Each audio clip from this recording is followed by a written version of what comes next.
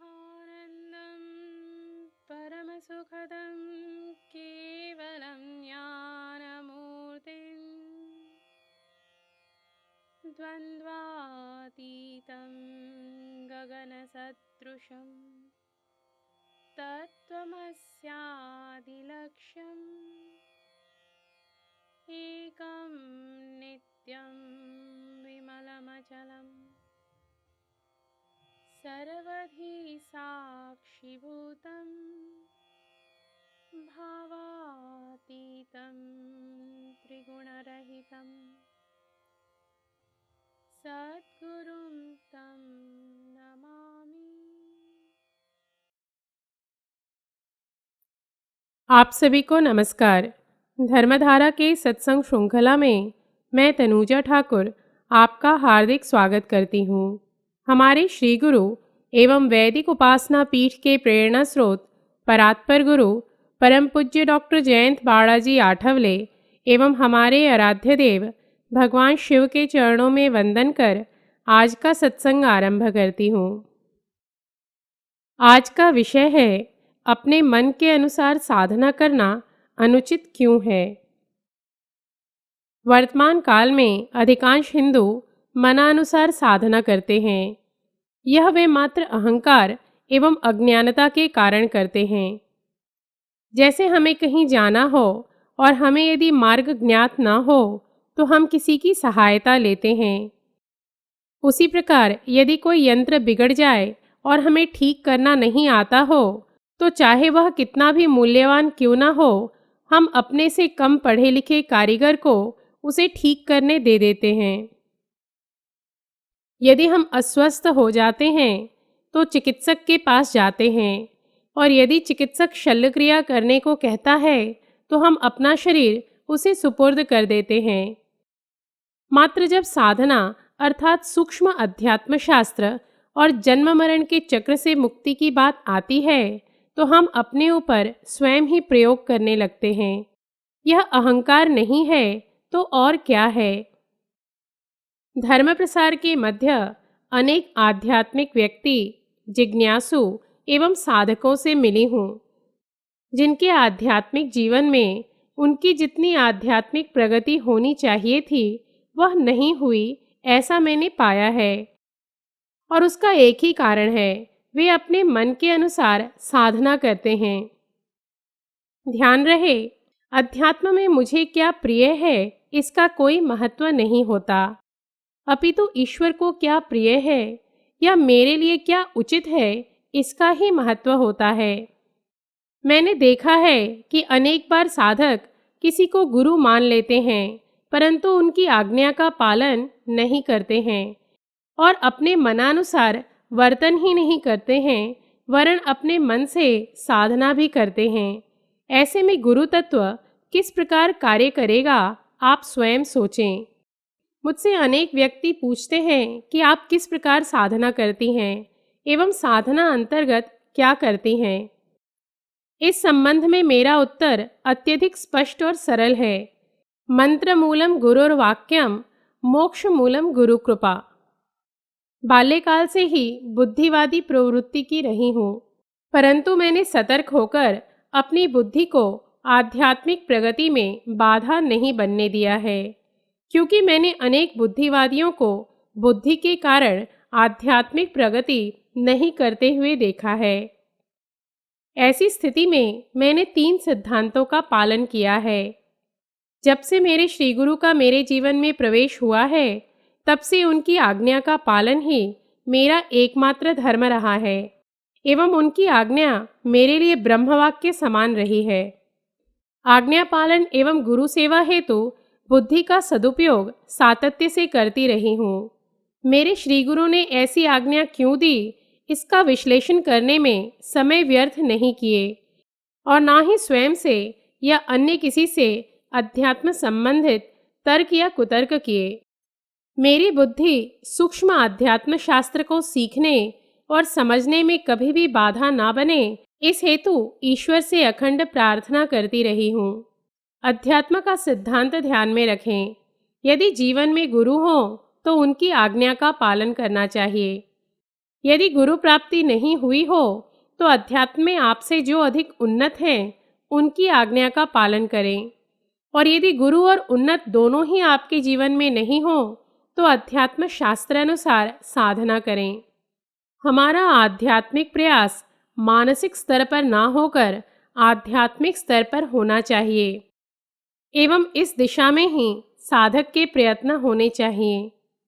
साधना का मूलभूत उद्देश्य है मन, बुद्धि एवं अहम का लय करना। जब हम अपने मन के अनुसार साधना करते रहेंगे तो मन के संस्कारों का पोषण होगा। ऐसे में मनोलय अर्थात मन के संस्कार नष्ट कैसे होंगे, और यह नहीं हुआ तो मुक्ति कैसे संभव है। मनानुसार साधना करना वस्तुतः अहम के लक्षण हैं। अब मैं धर्म प्रसार के मध्य इस विषय से जुड़े अपने कुछ स्थूल एवं सूक्ष्म जगत की अनुभूतियां बताती हूँ। ख्रिस्ताब्द 2009 में एक व्यक्ति से मिली। उनका आध्यात्मिक स्तर 50% है। वे 30 वर्षों से गायत्री मंत्र का जप कर रहे हैं। उनके घर में मध्यम स्तर का पितृदोष है एवं तीव्र स्तर का अनिष्ट शक्तियों का कष्ट है। वर्तमान समय में 50% साधारण व्यक्ति को एवं 70% अच्छे साधकों को अनिष्ट शक्तियों के माध्यम से तीव्र स्तर का कष्ट हो रहा है। एक दिवस किसी कार्यवश मैं उनके घर गई थी तो मुझे लगा इनके सूक्ष्म पिंड में गायत्री तत्व अब पूर्ण हो गया है और अब इन्होंने अपनी आध्यात्मिक प्रगति एवं अनिष्ट शक्तियों के रक्षणार्थ भगवान श्री कृष्ण का जप करना चाहिए। मैंने उन्हें कृष्ण का जप करने के लिए कहा तो वे कहने लगे, गायत्री तो आद्य शक्ति है, वेद माता है, मुझे उनसे ही सब कुछ मिल जाएगा। वस्तुतः वे एक गायत्री संप्रदाय से जुड़कर साधनारत हैं।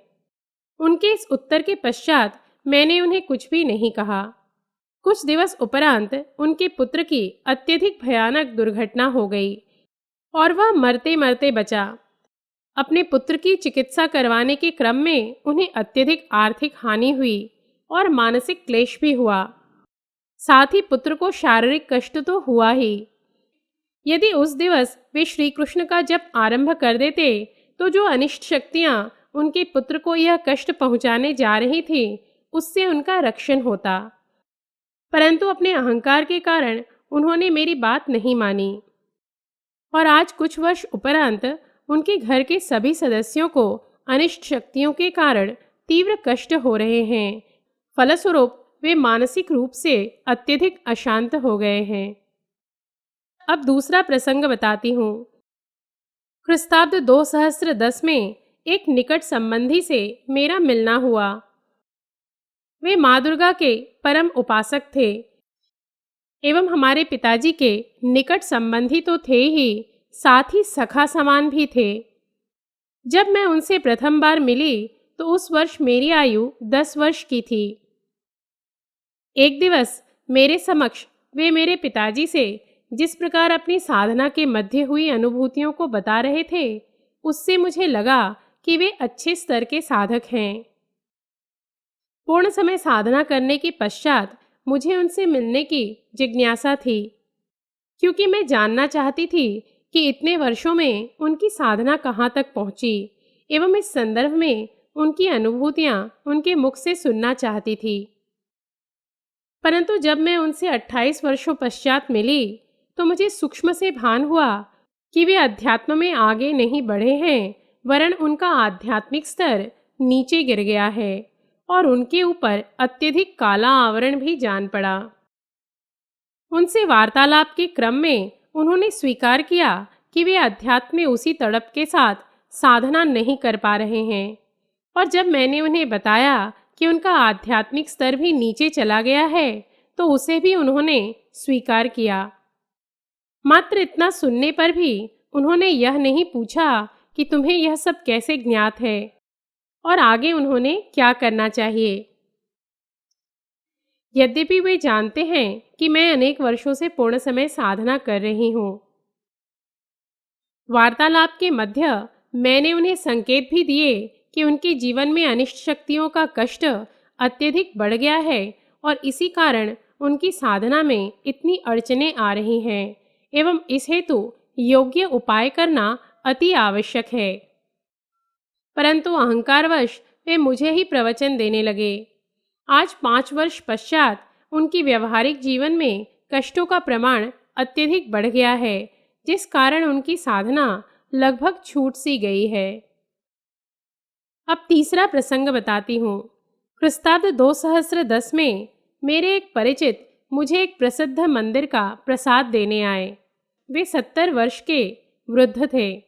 मैंने उनसे प्रसाद ले लिया, तभी ईश्वर से संदेश आया कि उन्हें श्री गुरुदेव दत्त का जप करने के लिए कहो। मैंने उनसे कहा कि आप थोड़ा समय श्री गुरुदेव दत्त का जप करें। मेरा इतना कहना था कि वे अत्यधिक क्रोधित हो गए। मुझसे कहने लगे, मैं शिव को अपना गुरु मानता हूँ, किसी मनुष्य को अपना गुरु नहीं मान सकता और ना ही किसी और देवता का जप कर सकता हूँ। मैंने उनसे कहा कि मैंने कब कहा कि आप मुझे अपना गुरु माने। मैं तो मात्र इतना कहना चाहती हूँ कि आपकी भक्ति अच्छी है, अतः यदि आप इस जप को करेंगे तो आपकी साधना में जो सूक्ष्म स्तर की अड़चनें हैं वह दूर होंगी और आपकी आध्यात्मिक प्रगति और शीघ्र होगी। वे कहने लगे, तुम मुझसे आयु में छोटी हो, इसलिए मुझे कुछ मत सिखाओ, मुझे ज्ञात है कि मुझे क्या करना है।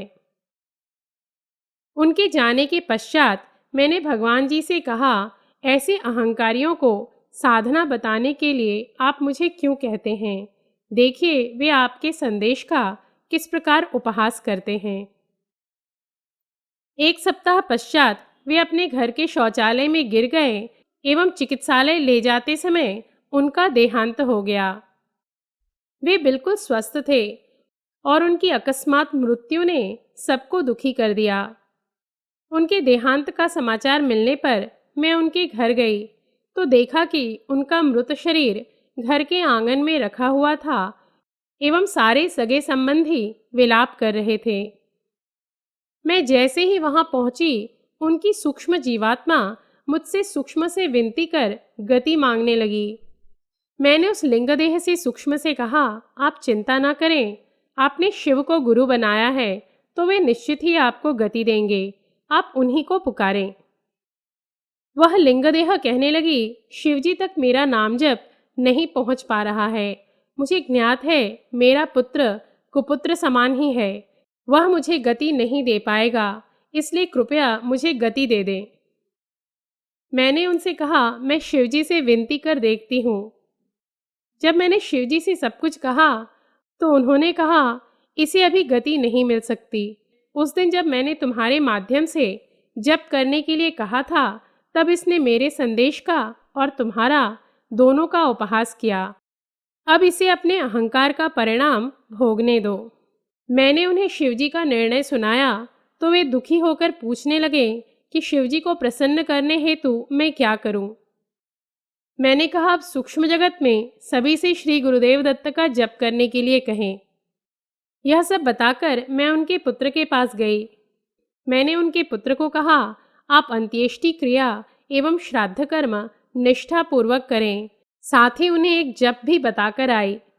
परंतु उनके मृत पिता के कथन अनुसार उनके पुत्र ने कुछ भी ढंग से नहीं किया और उस लिंगदेह को गति नहीं मिली है और साधना प्रगल्भ होने के कारण उन्हें सूक्ष्म जगत में ब्रह्म राक्षस की योनि प्राप्त हुई है। वे अपने पुत्र से अत्यधिक क्रोधित हैं एवं मृत्यु के पश्चात अपने पुत्र को अनेक प्रकार से कष्ट दे रहे हैं। इस प्रकार के अनेक प्रसंग मैंने अनुभव किए हैं। सभी प्रसंगों को यहाँ साझा करना संभव नहीं है, अतः एक और छोटा सा प्रसंग साझा कर आज का सत्संग समाप्त करूंगी। ख्रीस्ताब्द 2011 में मैं अपने पैतृक गांव झारखंड में थी। एक दिवस हमारे एक निकट संबंधी हमारे पास आए। उनकी ज्येष्ठ पुत्री भी उनके साथ ही थी। उसे अल्पायु में ही अनेक शारीरिक कष्ट हैं। वार्तालाप के मध्य वे बता रहे थे कि किस प्रकार इतनी अल्पायु में ही उन्हें अपनी पुत्री की शल्यक्रिया करवानी होगी। मैं उनके घर जा चुकी थी उन्होंने अपने घर में अपने मृत माँ के चित्र लगाकर रखे थे, जिन्हें गति नहीं मिली थी।